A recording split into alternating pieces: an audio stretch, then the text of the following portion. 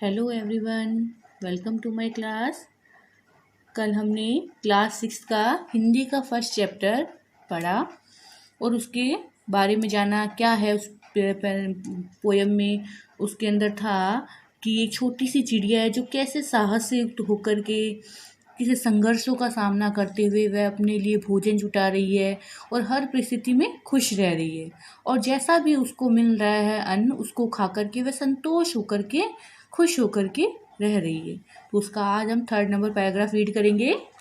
वह चिड़िया जो चोंच मारकर चढ़ी नदी का दिल टटोल कर जल का मोती ले जाती है, वह छोटी गर्वीली चिड़िया नीले पंखों वाली मैं हूँ, मुझे नदी से बहुत प्यार है।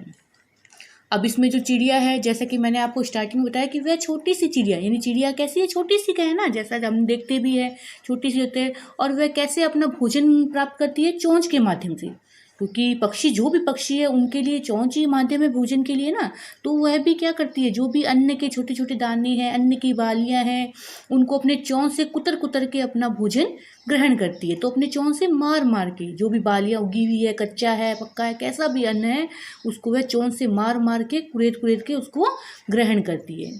उसके अलावा वह जल कैसे ग्रहण करती है। अब भोजन किया तो जल की आवश्यकता भी होती है, जैसे आप लोगों को होती है वैसे भी पक्षियों को भी होती है। तो वो क्या करती है, चढ़ी नदी का दिल टटोल कर। चढ़ी नदी का मतलब क्या है, ये जो नदी का जो जल है वो तीव्र गति से बह रहा है, यानी नदी उफान पे है, बहुत तीव्र गति से जल बह रहा है। और ऐसा जब तीव्र गति में जल होता है तो हमें भी भय लगता है ना। तो वो तो एक छोटी सी चिड़िया है तो उसको भी भय लगना चाहिए, लेकिन उसको फिर भी भय नहीं लग रहा है। ऐसी उफान से नदी है जो बहुत तेज वेग से बह रही है, उसमें भी वह अपने जल ग्रहण कर लेती है। इतनी ऊंचाई से उड़ती हुई जल के पास जाकर के वह दिल टटोल का मतलब बहती हुई, तेज वेग से बहती हुई जो नदी है उसके जल में से जल ग्रहण कर लेती है। दिल टटोल का मतलब है इतने बीच में से, उसके बहते हुए जल के बीच में से भी वह जल की बूंद को ग्रहण कर लेती है।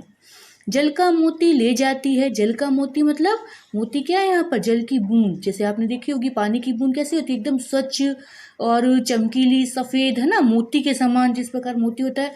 तो उसी प्रकार वह जल के मोती को उफनती नदी के बीच में से वह जल की बूंदों को ग्रहण कर लेती है। जो जल का मोती अर्थात जल की बूंद है उसको ग्रहण कर लेती है और ग्रहण करते ही उड़ जाती है। उसको ये किसी प्रकार का भय नहीं होता है उसको कि मैं इतना वेग वाला जल है तो कहीं मैं गिर जाऊंगी, है ना, लेकिन फिर भी वह क्या करती है, साहस से युक्त होकर जल को ग्रहण कर लेती है। वह छोटी गर्वीली चिड़िया, गर्वीली किसका कहते हैं, गर्वीली मतलब गर्व से युक्त। गर्व, यहाँ गर्व का अर्थ हम अहंकार से नहीं लेंगे। अहंकार तो वो है जो व्यक्ति का मतलब व्यक्ति को पतन की ओर ले जाता है, कुछ ज़्यादा ही अहंकार होना, जो चीज़ उसमें नहीं है उसका भी अहंकार होना। और गर्व, गर्व क्या होता है, एक पॉजिटिव चीज़ है वो, है ना। तो वह छोटी गर्वीली, और गर्वीली यानी गर्व से युक्त। और उसको किस चीज़ से गर्व है, उसको इस चीज़ से गर्व है कि कितने भी संघर्ष आए उसकी लाइफ में, कितनी भी मुसीबतें आई, कुछ भी हुआ, लेकिन वह क्या है, फिर भी निरंतर प्रयास करती रही और अपने भोजन जल सभी के लिए कभी भी इधर उधर वह साहस को नहीं खोया है उसने, इसलिए वो गर्वीली है। और इसके अतिरिक्त तो उसने जैसे भी परिस्थिति हो स्वयं को भी नहीं भूली, वो अपने स्वयं को भी हमेशा उसने याद रखा है। कैसे याद रखा है, देखो नेक्स्ट लाइन में, नीले पंखों वाली मैं हूँ, है ना, यानी यहाँ पर वो क्या करिए, अपनी तारीफ भी करिए, अपनी विशेषता बता रही है, मैं नीले पंखों वाली हूँ, यानी अपनी सुंदरता का भी बखान कर रही है।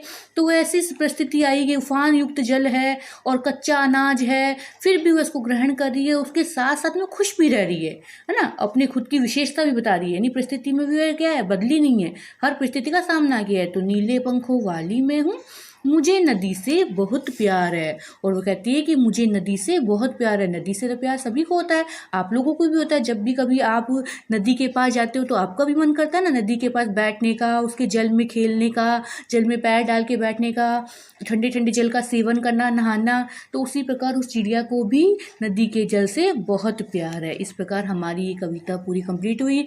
आप उसको रीड करना बच्चों और अच्छे से पढ़ के देखना। ओके, थैंक यू बच्चों।